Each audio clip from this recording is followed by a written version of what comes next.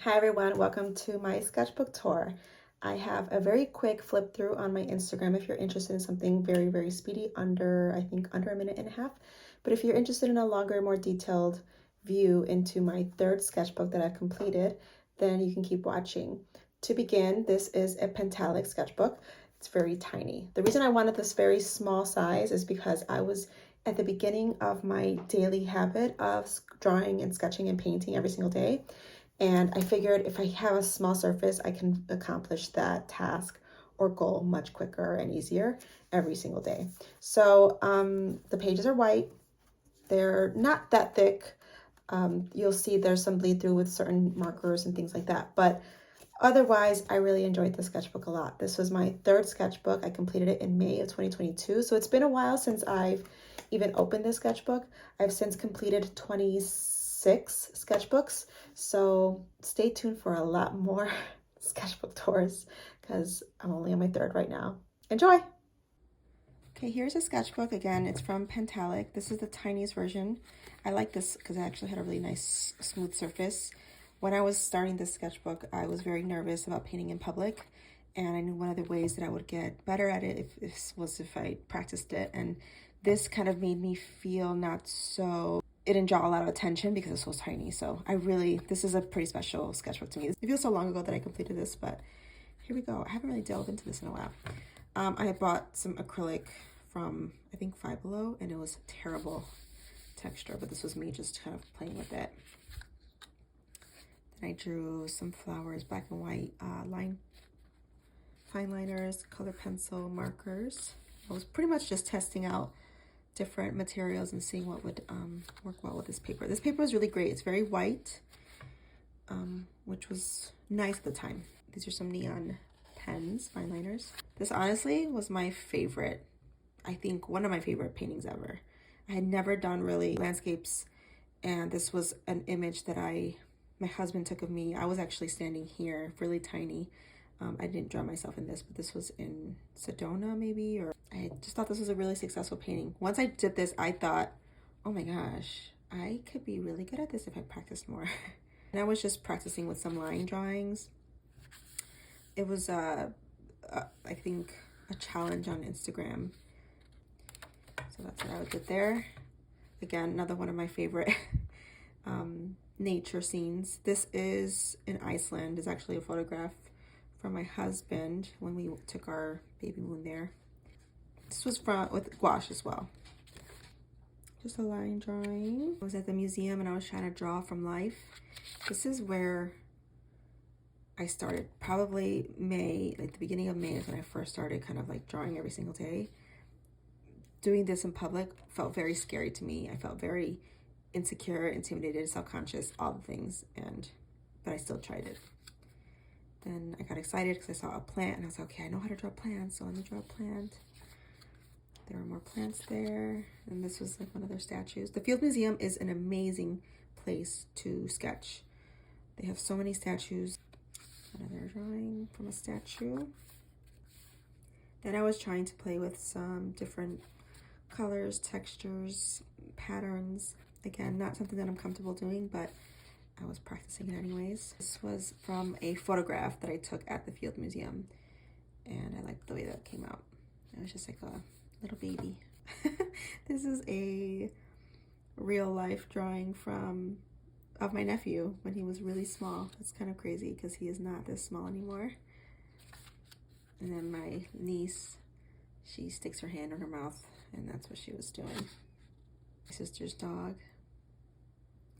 Here I was drawing from my daughter's book. She was drawing in her sketchbook and I was drawing in mine. So really, this was just to sketch that day. And it helped me with creating a habit that I've since still have. It's just color pencil and ink. This is my daughter sketching. She's a little sweetheart artist. And this is my husband from life, which I have gotten so much better since 2022.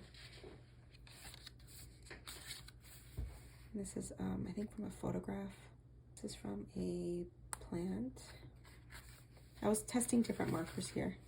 As you can see, some of the marker, it doesn't bleed, but you can see through it. So this paper was not my favorite per se, but I'm also learning that not all tools are the best for every sketchbook. Not a scary photograph, but this was a picture of me from when my little baby was born. I was just like holding her. I would take videos of myself just to see how we look together, and this is me caressing her little face. I'm tired crying. Aw. And then of course, now that I'm looking at this, I never drew anything here because I would just do like washes of color. Maybe I'll go back in here one day. I tried to do a self-portrait from life, and while it wasn't successful, it doesn't look like me that much. I was glad that I had done just the first step, even if it wasn't good. My dog, I can draw him forever. And I was drawing stuff in front of me. This was during breakfast. There was like every single water bottles on the table. There were 1, 2, 3, 4, 5 water bottles. Ay Dios mío, parece un hombre viejo. Because I made her look like an old man, and I felt so bad. I tried learning perspective, and I need to practice it more. I think I don't have patience for learning this skill, but I need to learn it. Oops. This is my little niece. And then this page, my husband had to go to, I don't know, somewhere for work, and he sent me a picture of the plane before he was boarding from the airport, so I drew it. This is alcohol markers, which is why it bled all the way through. This is alcohol marker as well. And I started drawing my little nephew and his little hand and mouth. I just started working with lettering. One of my favorite people to follow on Instagram, her name is Erica Beeswax. She does really amazing letter work, so that's what I was trying to practice a little bit here. I was actually painting in public at a coffee shop, and this was a woman that was kind of standing waiting for her coffee, and she was still enough for a while, and I was able just to throw down some paint. I kind of zoomed in on a little planter that was up against their wall, and I just decided to paint that while I was there. I've come a long way. It's kind of wild seeing some of these attempts. Here I drew my dog, I think with some markers. I'm not sure what kind of markers these were. Accomplished my daily drawing practice. I drew Rainbow Cone, which is a really yummy ice cream place in Chicago. And we were having Rainbow Cone that night. So from a photograph of my niece. Kind of hate this. You know what I hate about it is like my effort just seems so forced, and that's okay, because for the time that was just something I needed to do to create a habit, but yikes, I really hate it. Maybe it's the pens that I don't like that I used. Filled this in with some color. These are some of the plants outside my house, actually. This one was one morning when my daughter was playing with like kinetic sand. It was from life, so if I were to draw this again, I kind of know, I know her face a lot more now, so I kind of already know where I would like edit, but I like that hand a lot. Like a lot. I'm very impressed with myself with that. And I did some line work. I was gonna do a painting of my husband and my daughter, and I needed to figure out their perspective because his legs were like coming forward, and I didn't know how to do that, so I was just kind of seeing what I wanted to do in this sketchbook so I could do it on a better one. Kind of figure out how the layout was going to go and the composition. So I was actually working on that a lot.